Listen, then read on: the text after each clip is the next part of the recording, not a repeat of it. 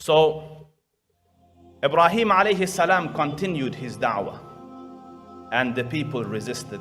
And the local king, the king of the place, Namrud, he heard of this incident, so he called him. Can you imagine the pomposity of a king, especially, an absolute monarch, and he's sitting there on his chair, and a young fata, a young lad has come to him. So he asks him, who is this Lord of yours? So Ibrahim, and subhanallah, I teach, and I teach youngsters, and you will not get answers like that these days. Who is your Lord? He goes, Rabbi alladhi yuhyi wa yumiit. My Lord is the one that gives life and takes life. And this arrogant king says, Ana uhyi wa umeet. I give life and I take life. Hey, I'll show you. Bring 2 prisoners. So they brought 2 prisoners. He killed one and he let the other one go. He goes, see, I gave life, I took life. Obviously, it's a nonsensical argument. Did you bring him out of nothing? Did you give life to that frog and that tree and that bird and that ocean? You don't give life. You've decided to kill one and you haven't killed the other. That's not giving life. But Ibrahim is too intelligent to get bogged down in these things. No, I didn't mean it like that. He goes, khalas. Oh, so you want to compare to Allah? Khalas. He goes, Inna Allah ya'ti bi-shamsi min al-mashriq fa'ti biha min al-maghrib.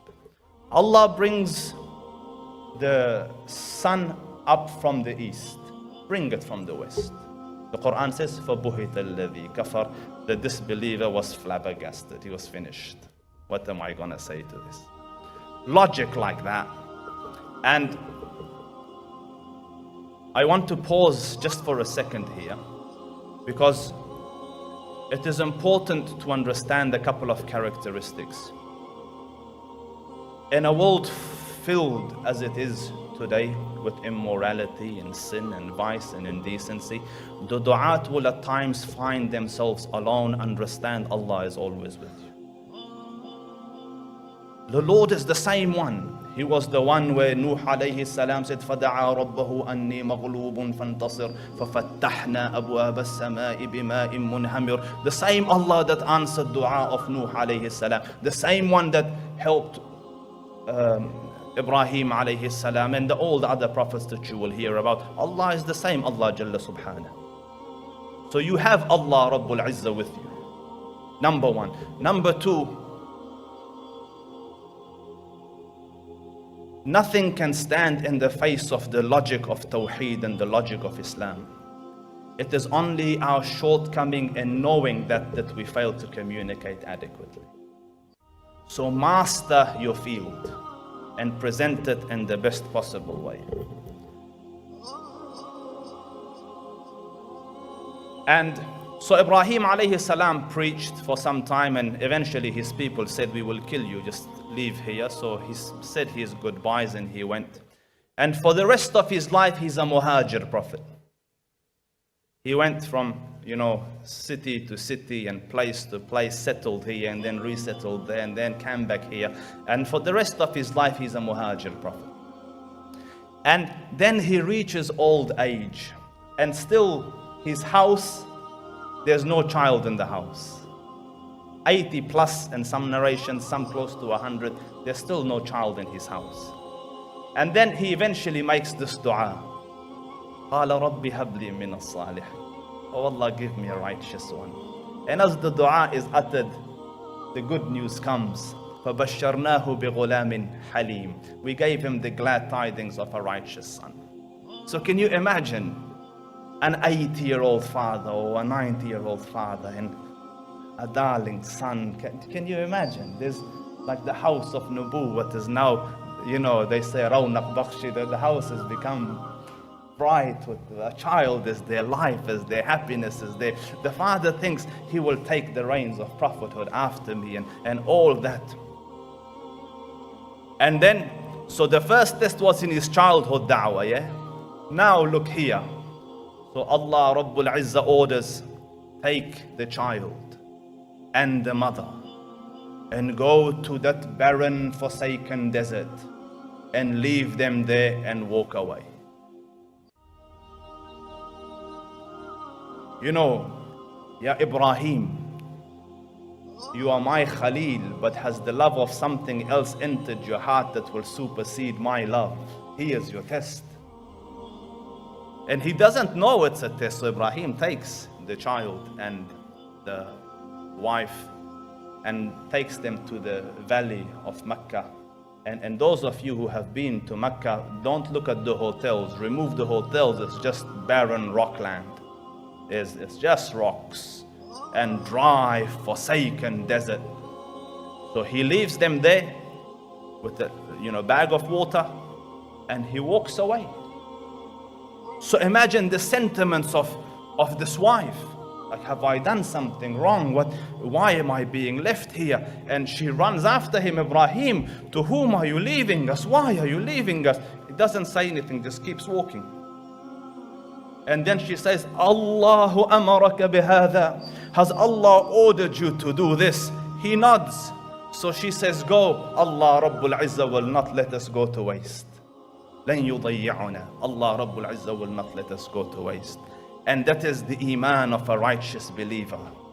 Around you it is certain death, but now Allah is here. Allah won't let. And imagine believing like that in every aspect of life. Difficulty comes, Allah is with me. Allah won't leave me. Allah won't forsake me. It is the requirement of correct belief. So then this father, this 80, 90-year-old father who's just given up a babe, a young child, infant, takes a few steps and then turns towards the heavens. Because رَبَّنَا إِنِّي أَسْكَنْتُ مِنْ ذُرِّيَّتِي بِوَادٍ غَيْرَ ذِي زَرْعٍ عِنْدَ بَيْتِكَ الْمُحَرَّمِ. Oh Allah, I have left from my progeny in a unvegetated valley. For miles on end there isn't a twig to shade under. Forsaken, barren, difficult, harsh, hot land. I have forsaken my progeny there. بواد غير ذي زرع عند بيتك المحرم. Why? ربنا ليقيموا الصلاة. So that salah could be established in this part of the land. So, oh Allah, فَاجْعَلْ أَفْئِدَةً مِّنَ النَّاسِ تَهْوِي إِلَيْهِمْ. Oh Allah, send some hearts of the people to come around them. So, you know the story, famous story, and subhanallah, our mother Hajar alayhi salam and Ismail alayhi salam are there. The water pretty soon runs out. You know, her own milk runs out. What to give the child? The child starts to cry. The heat is scorching. Can you imagine in the desert? No one in the desert. And she runs up. She thinks she sees water or looks for a glimpse of hope. Safa and Marwa, and does the 7 laps that you do in Hajj. And the young child is there crying. So Allah Rabbul Izzah tells Jibreel, go Jibreel, at the foot of Ismail strike, bring out a water that will not cease till Qiyamah come. So he came, Jibreel, and struck at the feet of Ismail. Water gushed out, the one you go and drink Zamzam. Yeah? And the hadith says,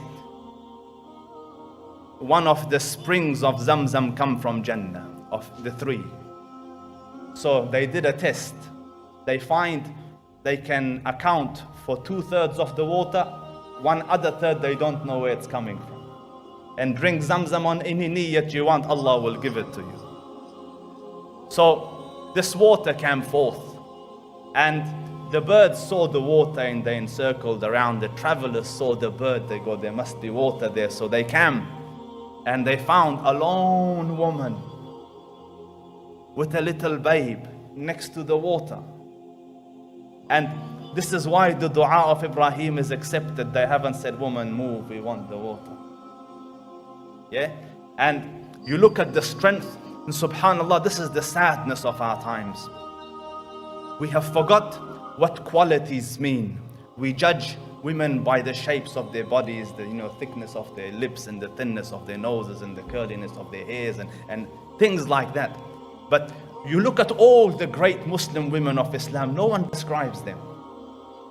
It's always their character and their personality. No one says shape like this, body size like this.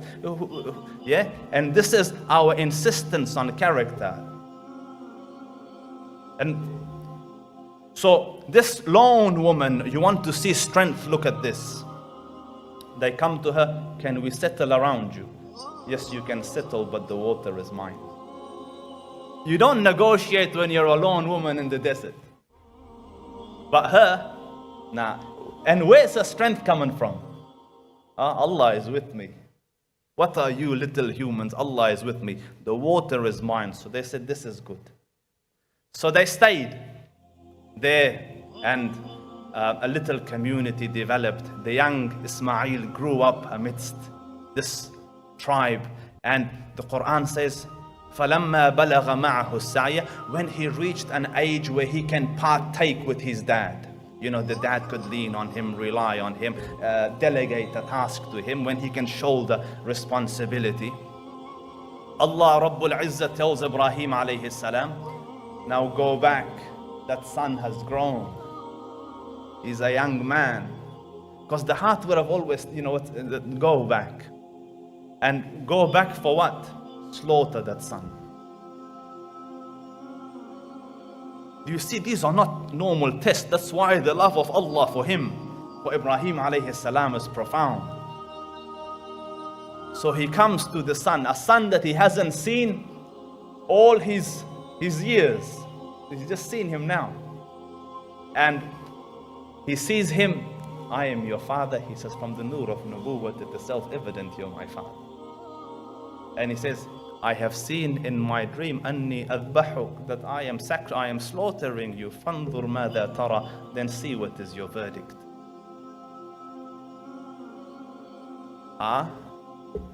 Put it in context. But let's get the response of the young lad first. He says, Ya abati fa'al ma tu'mar, satajiduni insha'Allah min as-sabirin. Oh Allah, oh Father, do as you have been commanded. You will find me, bear it patiently. And I want to contrast that with our times.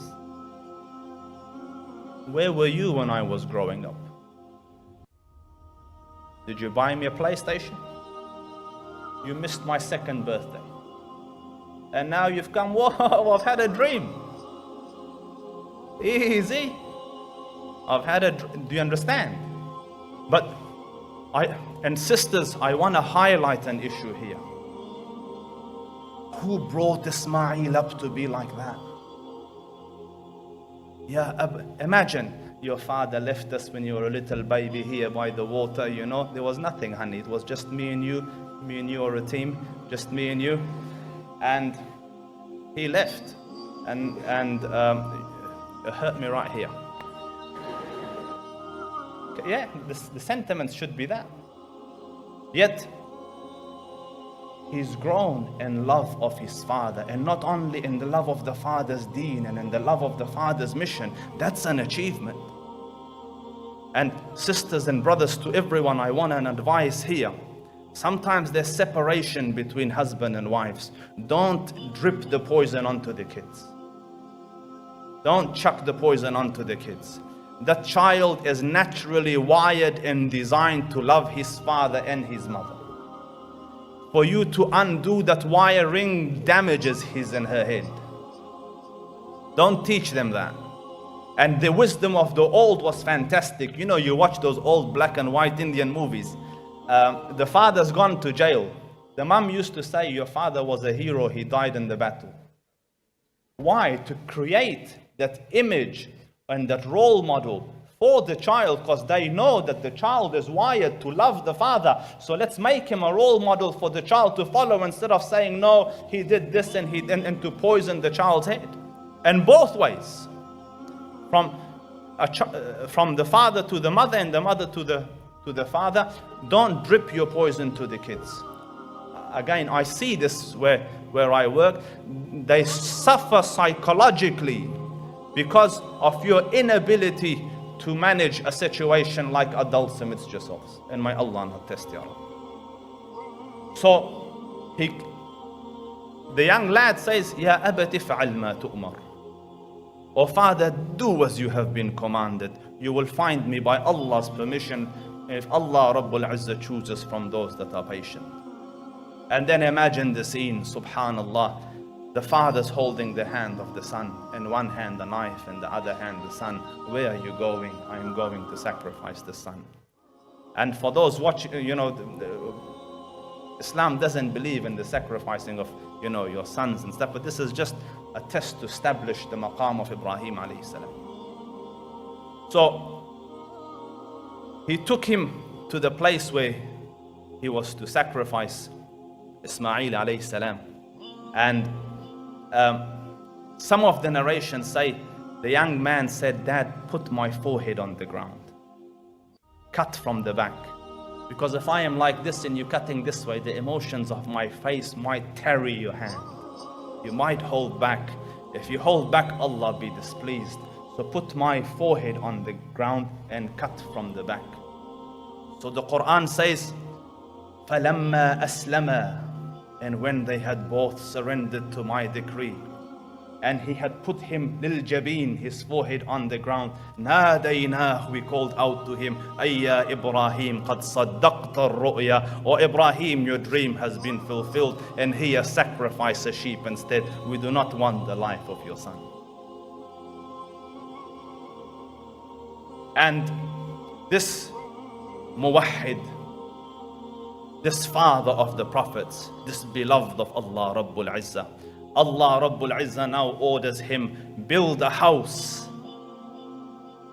Build my house here as the first house of worship and as a monument of your dedication and tawheed. So until Qiyamah come, people rejoice and celebrate and remember that a muwahhid like Ibrahim lived, and one who gave his all and everything for the sake of deen."